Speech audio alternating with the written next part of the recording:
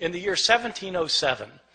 There was a scholar named John Mill at Oxford. I think he's unrelated to the Victorian John Stuart Mill.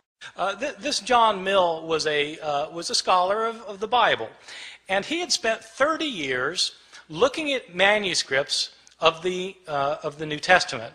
Now, this is obviously after the invention of printing, and printers have to decide what text they're going to print, and the problem is they've got manuscripts that have differences among them. And so how does a printer decide which manuscript to print? Well, it's a problem. That's when they started realizing that this was an issue.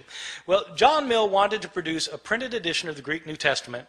He spent 30 years looking at the manuscripts available to him.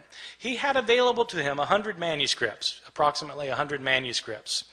And he printed up his edition of the Greek New Testament in which he'd give a verse, and then at the bottom of the page he would indicate the places where the manuscripts differed from one another for that verse.